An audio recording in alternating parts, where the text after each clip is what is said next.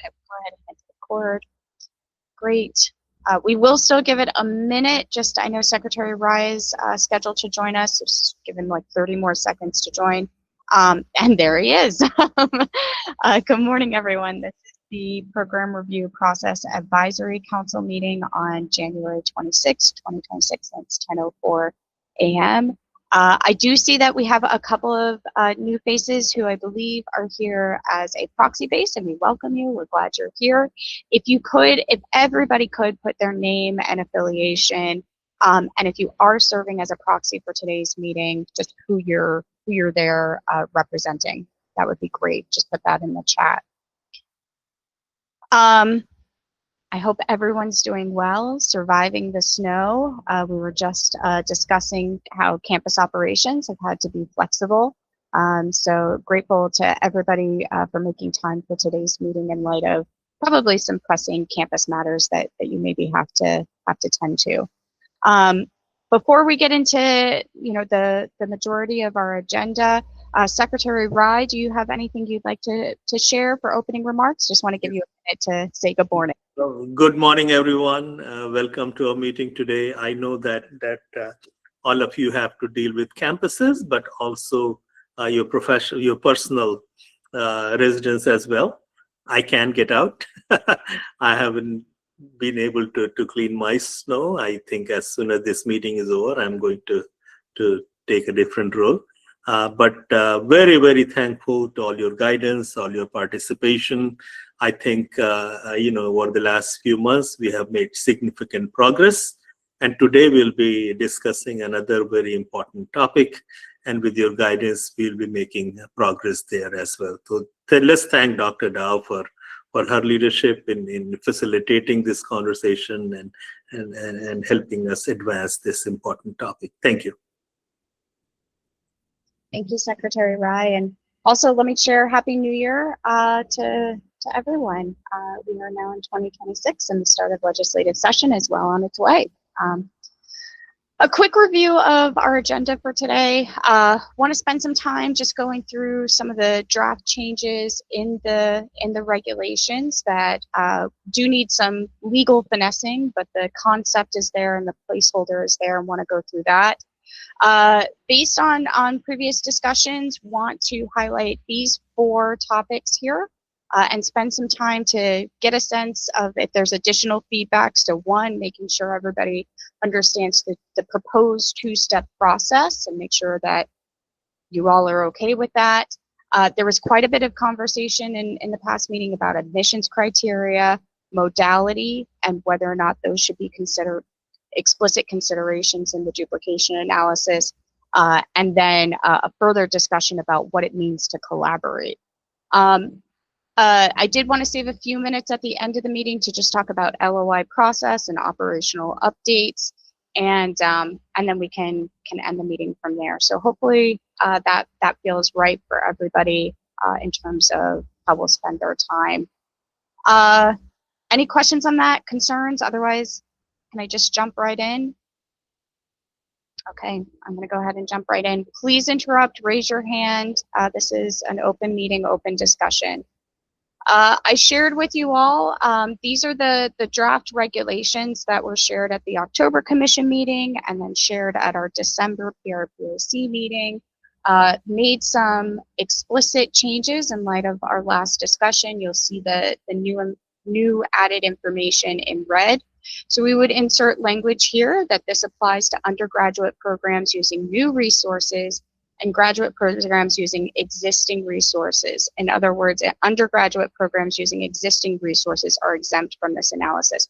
This isn't the legal language. We will run this through our AAGs to make the official language, but that would be a placeholder at the top of this regulation. Second, if you scroll down, we would add, as discussed, and as we have seen in previous objections and duplication analysis, a distinction between scholarly, academic employment and professional employment. There was discussion about the importance of a traditional PhD program versus a more applied, intended for industry PhD program.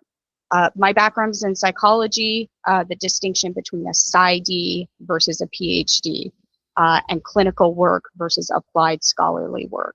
And many industries have similar distinctions in the graduate framework.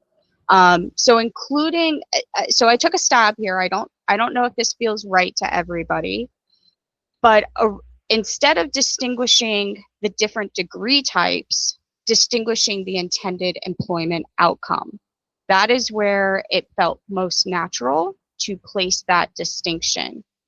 Want to open that up for discussion, see if that feels right to make that distinction here.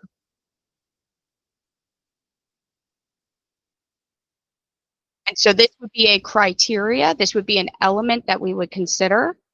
Yes, you are applying for a degree in psychology, a graduate degree in psychology, but one program is intended for clinical work and one program is intended for academic scholarly outcomes. Dr. Bies. Hi, thanks, Emily. Can you hear me? Yes. The only thing I would say is I think that distinction is not terribly clear in many disciplines. It's not uncommon at all for a PhD to go into an applied area after graduation or after a postdoc, et cetera. So I'm not sure how you're going to be able to make that. You may need to provide some clarity about what you're going to be thinking about in terms of making that distinction. I also wanted to just comment, if I could, on the first insertion about resources. Yeah. Again, I think it will be important to be able to clarify what new resources really means compared with, say, reallocation of resources internally or closure of a program in order to establish a new direction or something like that. So those are just two of my comments.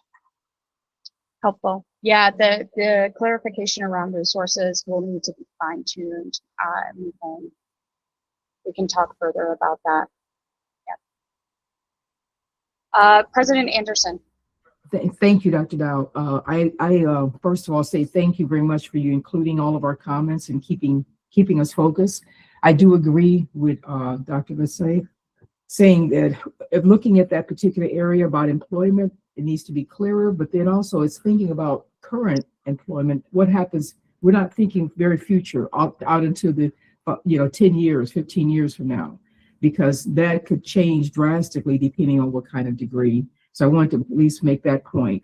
And then the second point I want to make is I appreciate the fact that you've included a distinction between professional degree programs, as we asked, and other undergraduate or graduate programs. As we know, professional degree programs require experiential training, different kind of licensure, and many of them adhere to accreditation standards. So I appreciate that you've included those kind of things within the criteria throughout the document. So I say thank you for that. Sure, thank you. Great, okay. I think both of your comments real quick I want to just comment. It is intended, we're not holding you to it. So of course, if you have a graduate from a professional program that does end up getting employment in an academic field, we're not tracking that. It is what you are intending for your graduates to get exposed to and what you're tailoring the coursework and the graduation requirements to. So there is some flexibility there to make that distinction through your program description, through the courses that you choose, through other graduation requirements. President Anderson, as you noted, we know that accreditation organizations play a heavy role, particularly when it's a professional degree, and that makes a distinction between a non-professional degree. So that is what this line item, the secretary shall first consider the following basic indicators of duplicative content. That's where we would consider, okay, this program, the proposed program is different from an existing program because of these intended employment outcomes. It's not a guarantee, but it is how the program has been designed. Dr. Khan.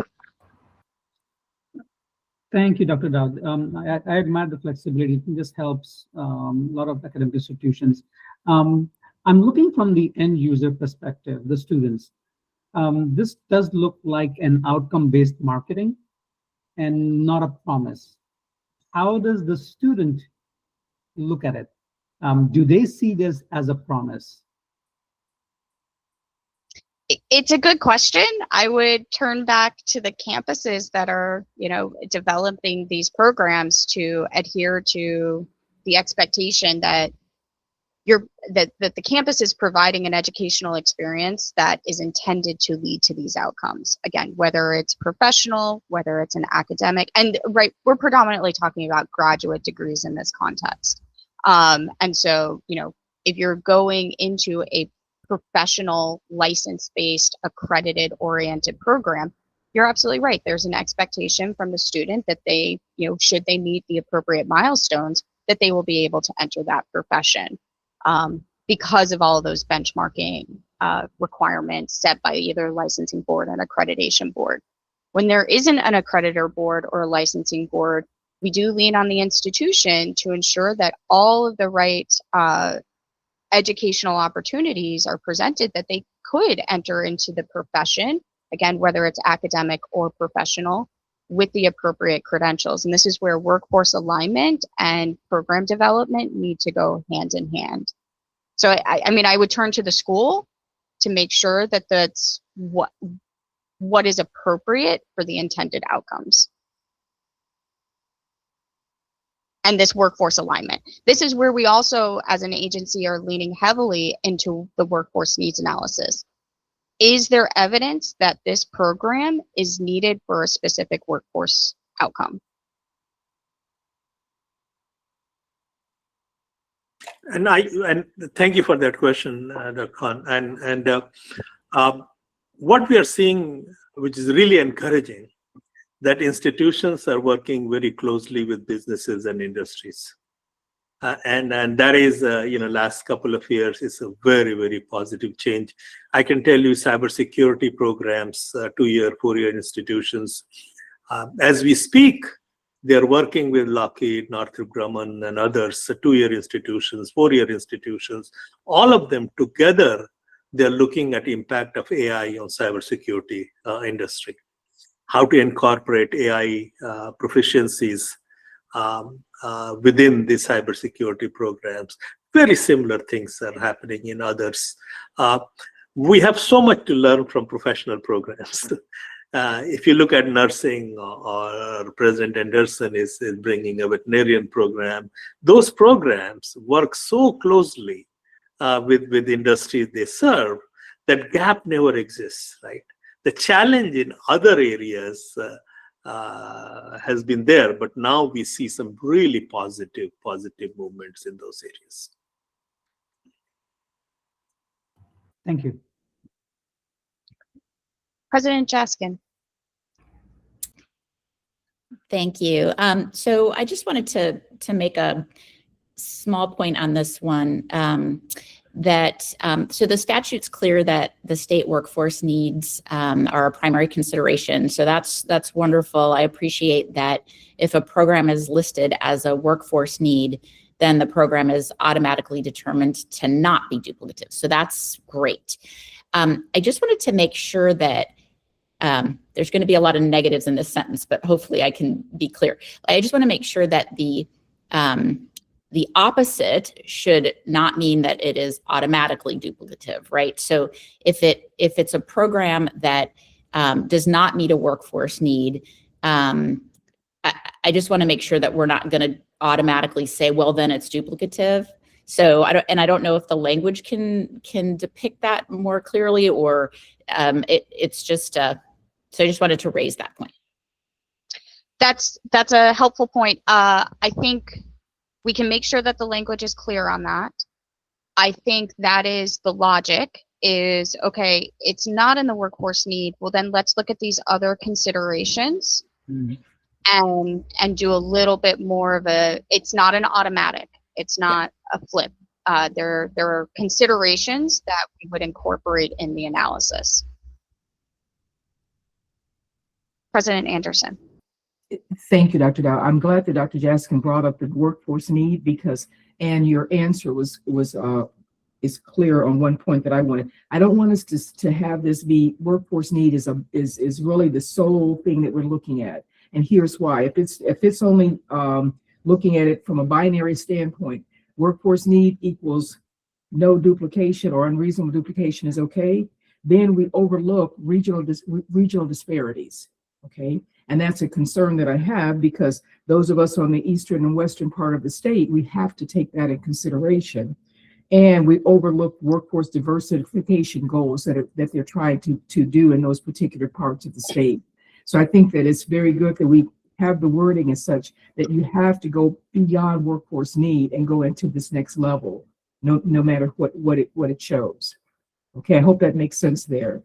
Dr. Jessica, I tried not to put too many negatives in that, but the key is workforce need plus. All right. Yeah, that's exactly what in line with what I was concerned about as well. That is how we see this process and how we've intended to lay it out. Let me say it a different way. Workforce need is the first consideration. It's an immediate consideration. It's the top consideration, but it's not the only consideration. But that is where we will start with the analysis. Is there demand for this program? Is that demand being met per the workforce needs analysis? Asterisk, the workforce need analysis only looks at state need. We recognize there is both regional need and national need. We're not quite sure how to standardize that across our institutions because we know we have institutions that have differing missions. So, but nonetheless, yes, and so that's where additional information will need to come into play. Your clarity is very helpful, Dr. Dow, but I would like to see that asterisk in the document too, because this kind of conversation will get lost, a year from now, 3 years from now, et cetera. And so I'm hoping what you just said, when you said asterisks, is that would also be in the written documentation as well. We can work to add that in. Yep. Thank you. As additional considerations. Yep. Noted.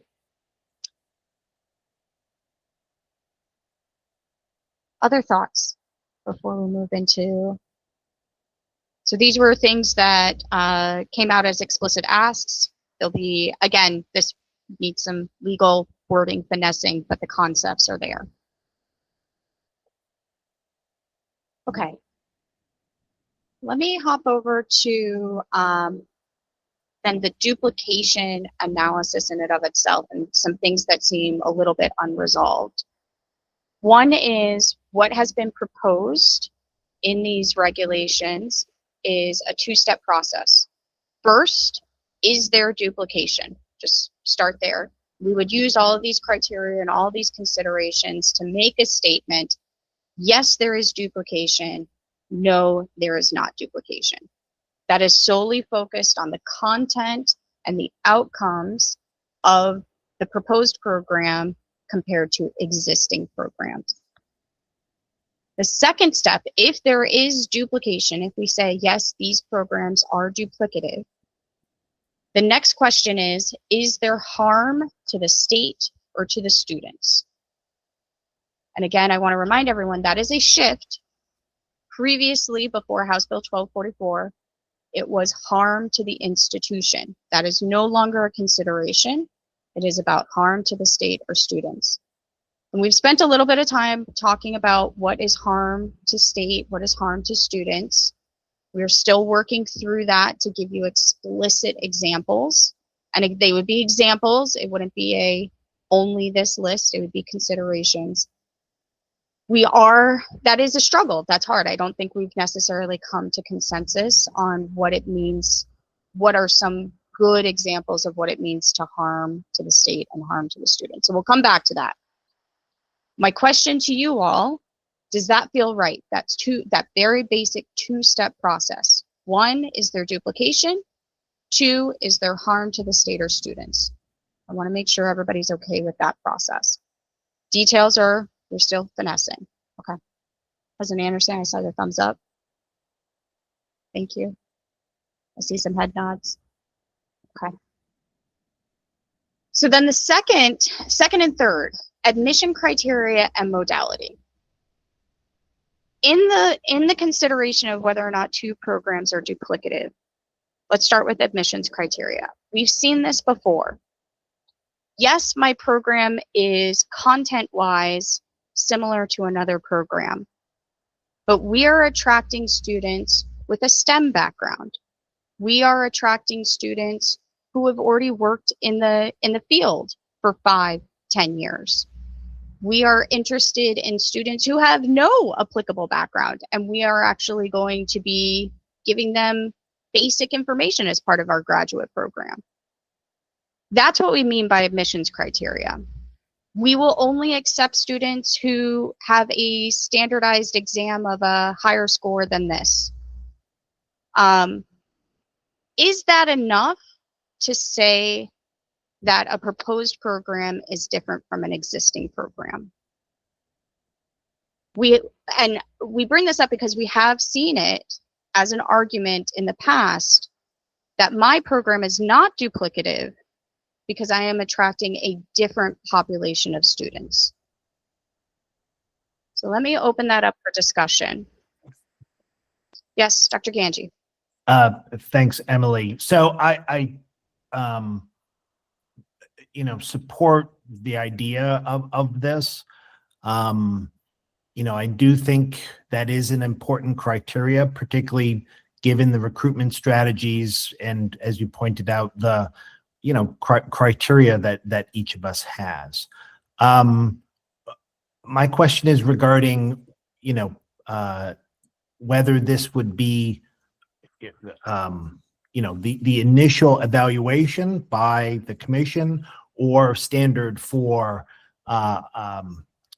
someone to object to the program. I think that as you've stated it, it seems fairly straightforward for us to describe the admissions criteria and identify our student outreach and populations.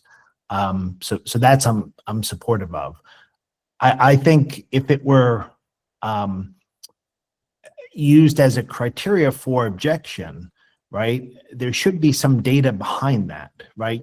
I worry just a little bit about aspirations, right? Of saying, oh, well, of course we would also try to target the same, the same group of students, and argue that there may be, duplication, in admissions funnels.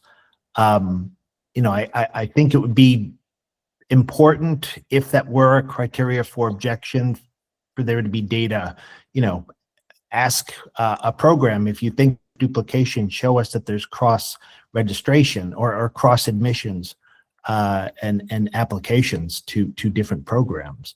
But from a high level, I think you're right. I think these criteria should be included, and if we can do so simply, as you've stated it, I think it'll be effective. Thank you. Yeah, it's thank you. President Anderson. Thank you, Dr. Dow. I also would like to make sure, I like these criteria and these additional factors. However, I think program modality and admissions should be mandatory, not optional.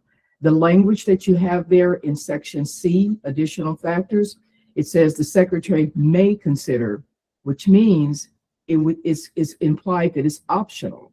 And I think these two criteria need to be mandatory. So removing the word may also and would make sure that it's mandatory and not an optional consideration. Yeah, and I apologize for sharing my screen while you were talking, President, but I was making that notation. So we do have a may section. That may section is what we were just previously talking about. The secretary, a shall section. The secretary shall consider all of these. These are have to considers. And that's why I'm raising it here, because you have the first part is shall, admission and modality are not there. However, you have admission and modality in the optional, the may considered. And I'm saying that I think admission and modality are so critical that they should be really they should be the shall. I look at shall as mandatory. I look at Yes. may as optional. Absolutely. And I think that is what I have been taught by our lawyers. So agreed. Okay. Thank you, President Anderson, for Thank you. that thought. Secretary Rye. So thank you. Excellent points, President Anderson and Provost Ganji, both. This is, learning British English may sometimes means shall, because in my own student work, I used a certain theorem to prove something, and my professor in Canada said, you may not use it. So I used it again. So anyway, so I think the point here is the looking at duplication. And admission criteria sometimes can show that programs are not duplicated. But I think it's not sufficient. Sometimes you may say, okay, I'm going to admit students with a STEM background. Another program says, well, I'm not going to use a STEM background. But after that, your content, your curriculum is exactly the same. If you're using students from a STEM background, then your content should be more STEM based, right? So I think it's admission criteria is a certain kind of admission criteria, like STEM or other things. It should show up in the rest of the curriculum also, how you distinguish your curriculum from another program that is bringing more general students into the program. I think it's up to the institution how to use admission criteria to develop the program. Who is in your classroom? Who are you teaching? Right? So I think there is an opportunity for institutions to use that admission criteria to further develop their program to avoid duplication. And Secretary, your example, you just argued for it being mandatory. So I think you're agreeing with me. Yeah, I'm not disagreeing with you. I'm just bringing because what we see in examples, right? So this is, Dr. Dow knows that these are real examples that we have seen and we have discussed some of these things internally. So Secretary Rye, if I can loop that back to Dr. Ganji's comment, it's not just attracting a certain group of students with a certain set of skill sets into a graduate program, but that it is demonstrated through the curriculum, and that's how we can hold that a little bit more accountable. It's not a we'd like to, it's we know that we're going to be this is intended for students with 10 years in the field. This isn't meant for an immediate bachelor's to master's program. This master's program is intended for people who have real work experience. Your courses are therefore going to reflect people who have real work experience compared to another program that is designed for people straight out of a bachelor's degree or 1 to 2 years. So maybe it's more about admissions requirements in the context of curriculum design and making sure that there's not that we're making sure that there's an alignment, but that the institution has demonstrated not only is our admissions criteria different, we intend to attract different students, but our curriculum also fits that. The courses might look the same. They, like the course titles might look the same, but they are intended to provide a different educational experience. So we can maybe finesse that in some way, shape, or form. But I see some head nods that seems right. President Power. Thanks, Emily. Just agreed on what the institutions can do to differentiate, but also just echo President Anderson's comment that those two criteria wind up under the shall, and I couldn't tell from the conversation where we landed on that, so I just want to confirm. Thank you. Do you have an opinion? Would you like to vocalize an opinion? Do you think? Yeah, I concur completely with President Anderson. They should be under the shall. Under shall. Okay. Right. Helpful feedback. Dr. Perot. Yeah, I'm just wondering if is it a compelling case if the students are otherwise not admissible to your prep. So if two programs have different admission standards, but the curriculum is the same, is that not a reasonable argument, because those students would otherwise not be served by the alleged duplicate program? Right. So if you literally won't admit, so let's go with the example, the STEM, non-STEM. One university says, we'll take all takers. The second university says, nope, you have to have this bigger STEM background. Aren't these two different pools of students and therefore not competition? And so wouldn't we want to allow that to go through? I think that's the basis of the inclusionary criteria. Absolutely. Thank you. Dr. Yep. Dr. Keys.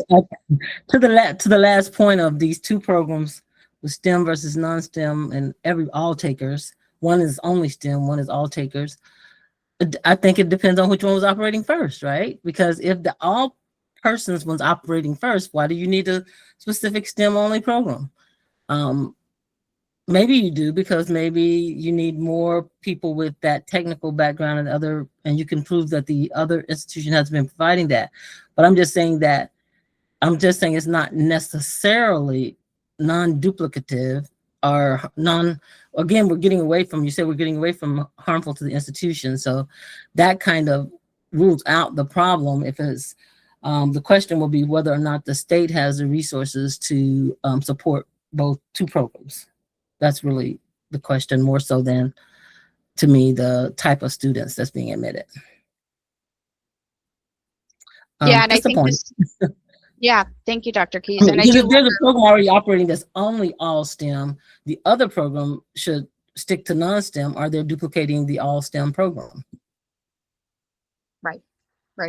Yeah, and it would have to be a consideration. And that's why I think some of this isn't a checkbox. Yes, no, yes, no. There's nuance depending on the nature of the program, and again, the field and an industry. Yeah, this is exactly what I was trying to say. A program that is accepting students with certain skills, their program may be slightly different and the outcomes may be different than the program that's accepting everyone, right? It's like there are MBA programs for STEM graduates. So preparing, especially, we just recently approved it for Hood College. They're basically more targeting scientists who are already working in industries. They want to move from research career to leadership and business career. So they bring a certain amount of scientific expertise and helping them become executives in these companies. So they are relying on their scientific background. So that makes some of these programs non-duplicative. Thank you, Secretary Rye. I do think that there is an element there around admissions and the curriculum. And in guidance, we likely would say, if you are making the argument that your admissions criteria, you're attracting a different student body, and here's how our curriculum is different enough to support that student body that we're attracting. Dr. Frank.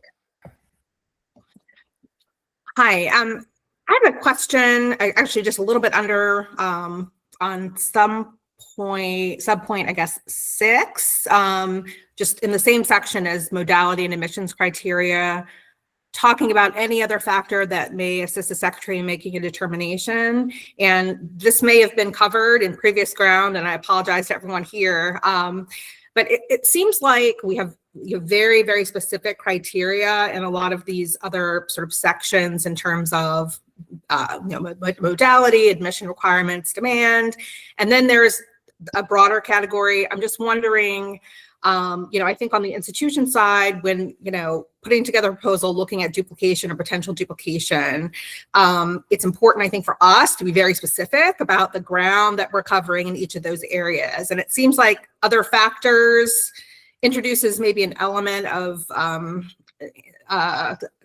uncertainty around other factors that may be considered. So just a comment, or, out there in terms of, there is a lot of specificity, which I think is what institutions want and need in terms of being able to really address specific areas and making cases and looking really thoroughly at programs. When you introduce other factors, it does create a level of uncertainty about other things that may be considered that perhaps we proactively wouldn't have the opportunity to make the case for, comment on in a proposal. Yeah, I personally see this as a little bit of the opposite, that it's an opportunity for the institution in the proposal, knowing that these are considerations that the secretary will take into account in determining duplication. If there's something beyond this list that the secretary needs to consider, put that in the proposal so that we can consider it.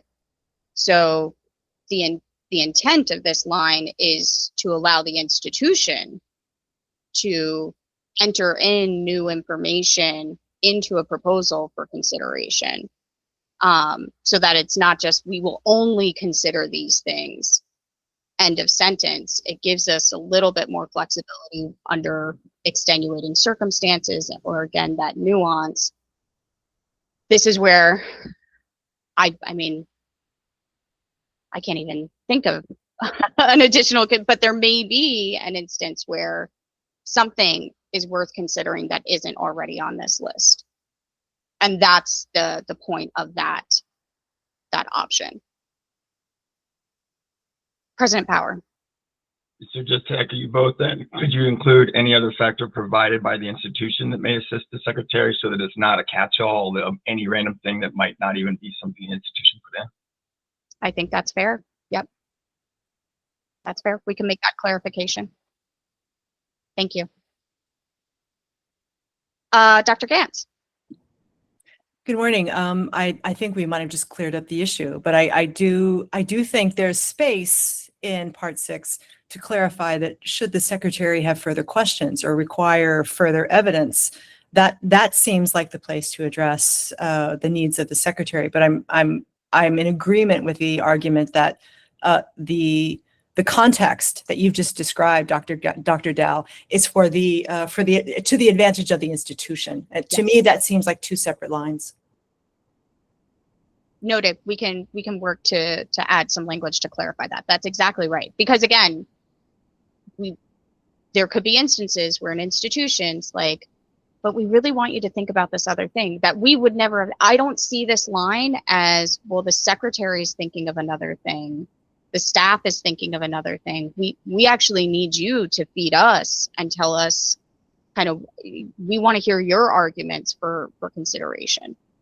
That seems precisely right. And I wanted to just agree with Dr. Frank from before. I think as it's currently written, it sounds like there's a trapdoor there somewhere that people might be scrambling to try to fill and or close. But I like the two distinctions we've just described. I think that's very clarifying. Yep. We can make that edit. Okay, so we're feeling that program modality and admissions requirements need to go up into the shall section. Since that has opened, is there anything else in this may section that should move up into the shall? Yeah, Dr. Ganji. Thanks, Emily. I do want to, us to consider whether mission should be as part of the shall. One of the concerns I and others have expressed before is, some of our institutions attract students internationally from other states, and while the bullet on intended student population captures some of that, mission, and I think also captures some of that. And, I do think it's important, despite, the first criteria of evaluating workforce need, there does need to be consideration for those institutions like my own that are attracting students from all over the world. I think mission would potentially account for that. Great. That helpful. Would welcome others' feedback on that. President Yam. Not on that, Emily, although I do agree with Dr. Garange. But on point 5 under collaboration, opportunities for institutions to collaborate, I just want to share that, I think discussion, if the institutions do have a good faith effort, and that would be discussion. I know we all know the reasons why, both practical and academic, that we're not always able to collaborate. However, if there's a discussion, there's at least that good faith effort. And also, I think that if we agree on that discussion, that there should be a time limit on it as well. So that if one school wants to start a program in the same area as another school, when they do a reach out, that other institution would make a good effort to abide by a particular time frame, so we're not waiting another month just to have the conversation, the discussion. I think that would be helpful as well. That's great. But you are not advocating that collaboration go into shall. It's a may. No, right, a may. But needs further clarification on what it means to be collaborative. Put some boundaries on, like, on some limitations. It does take two to tango approach. Yes, absolutely. Great. President Anderson. Thank you very much, Dr. Dowd. I agree with President Yam. I want to see a clearer definition around good faith, but I also want to make sure that we specify what constitutes compliance versus non-compliance. And then I also agree with her about timelines, but I would also say we also need to consider the documentation and responsiveness as well. So when you look at collaboration, what I'm saying is add a really strong definition about what good faith means, and then clarify what is considered. What do we mean when we say consider the timeline, consider the documentation and responsiveness as well? We can do that. We can do that. Thank you. Does everyone have a tolerance? So what you're seeing here is regulations. To the extent that it feels right to add some of these definitions and maybe put a bit more qualification, we can do that. There is a line where we would do a guidance document that parallels these regulations. So some of the things that you're saying, I would advocate should be in a guidance document. And so what we can come back to you with is a draft of that guidance document so that it spells out the how to do this thing, how to demonstrate that collaboration has been discussed. There may or may not be a plan. There's an expectation that institutions be responsive. I don't know if all of that information necessarily needs to live in a regulation. We can give the overarching expectations, but the details could live in a guidance document. So what we will do in the next round is an outline of a guidance document that hits on some of these points so that you all feel comfortable about what lives in a regulation and what lives in a guidance document. President Anderson. Thank you. Just responding to that, Emily, I can live with that if it's very, very clear that the two go hand in hand. Yep. So I'm thinking about an accrediting program that we had years ago. Pharmacy is that program. They had things in a guidance document, and it was almost like this was maybe you could do this, but then they were coming in evaluating us on that guidance. So I think we have to make sure that the two go hand in hand, and they have to be looked at collectively as coupled. Coupled. That makes sense, and I think that would be our approach as well. It's the how to, then necessarily the what is maybe how. And so we can work through that. President Power. Thanks, Emily. Just to clarify that, so then the regulations will not move forward to the commission again until this body's seen the Oh, 100%, yes. Thank you so much. And at minimum, I can commit that you would see at least the outline of a guidance document that hits the points, literally bullet points, and then we can work internally to formalize that into a real guidance document while the regulations are going through the process. Yeah, no, I'm not taking these regulations back until there is consensus that you feel comfortable with these standards. Yeah. Okay. Let me make one more point about program modality. We have historically, we recently made a change, 2018, that program modality is not a consideration for a substantial modification. If we add program modality as a shall, there may be a consequence there. So walk through this hypothetical, and we'll stop at this hypothetical for you to think about. We'll move it up to the shall for now, but think about this. So we say, okay, these two programs are different enough, in particular program modality. Fully online program, graduate program, not intended to move in person. And then you have an in-person program. And we say, okay, they're different enough, different modalities, attracting different students. That's not duplicative.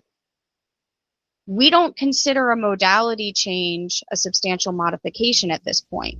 So if we move modality into a shall, and it is an explicit distinction to say these two programs are different, we then need to likely revert back that a change in modality is a substantial modification so that we can continue to manage the potential duplication.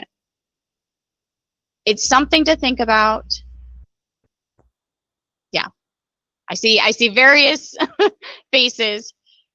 We're at 10:50. I don't think we can spend our next meeting really diving into this. Another consideration for everybody's situational awareness, House Bill 1244 also requires our agency to develop a process, not necessarily standards, but a process for proposed programs that, and I hope I get this right, that are 100% online and predominantly enroll out-of-state students. We have not started that discussion. That discussion is on deck to come to you all for the PRPAC. But it pulls back into this program modality issue, and it mull over that and think through how we navigate distance education, in-person education. Are those distinctions? With program modality in the May, it allows us a little bit more flexibility. But if we move anything up into the shall, that becomes a very automatic distinction about program duplication. So think through that. President Anderson. Thank you, Dr. Dow. I will think through it. I'll share it with my faculty and provost as well and think through it. But let me ask this. Doesn't middle states require us now that program modality is a sub-change? That is a good question. We do try to disentangle the middle states approval from this state approval just because they're intended for different purposes. Right. I'm just saying that that's something that I think we all have to deal with right now. So for me, keeping it in the shell, I still argue that keeping it there is really where our campus would be very we see that beneficial to all of us. Okay. Helpful feedback. Yeah. But I'll continue to mull it over, but. Yep. Great. Okay. Thank you. This has been really helpful feedback. The next round of iterations, you'll see additional changes and new language in light of this discussion.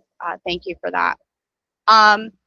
Quick update on LOIs, letters of intent. We appreciate everyone continuing the process. I think we have now gotten ourselves into a pattern of single-digit submissions, which is much more tolerable for us, and we can handle that kind of workload. So I think we're still playing catch up on maybe the December 1st submissions, but we are, I think, in a good place to kind of get through them when we're in single-digit numbers. We are required to have regulations on the letter of intent process. we approached this differently than what we have in the past. We said, let's implement a process that seems like it works and then develop regulations that reflect that working process.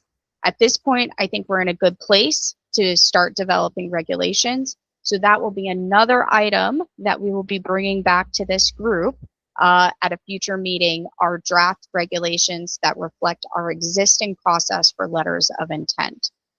That's where we'll put in explicit timelines. We've also received questions from institutions saying, okay, we got this letter of intent. What are we supposed to do with it now? We've said it's information for you to act upon, and how you've acted upon that information, inclusion in your full proposal when you submit it. So it's things like that that will clarify in the regulations. So those are the next steps on LOI and getting those regulations up and drafted. Questions, comments? Okay. I feel like we covered a lot of material. I do want to highlight that our next meeting is scheduled for April 20th.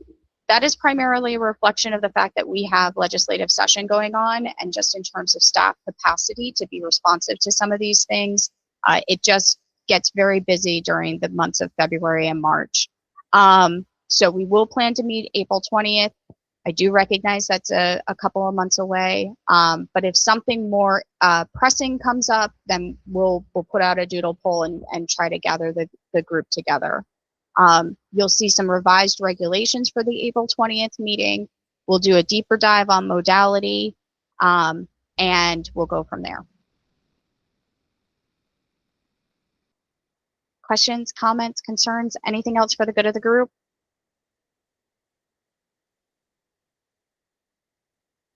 If not, I think we will close out this meeting. Appreciate all the feedback. Please do spend some time thinking about modality. It is a hot topic. It's something that we are trying to deal with, and it would be great to get your thoughts and opinions. I think there are two things, and the one, modality. The second, the process for 100% virtual programs that are offered mostly for students outside the state. So I think there are two things we need to think about. Thank you very much for everyone's attention today. Great. Thank you. Stay safe, everyone. Bye-bye. Bye.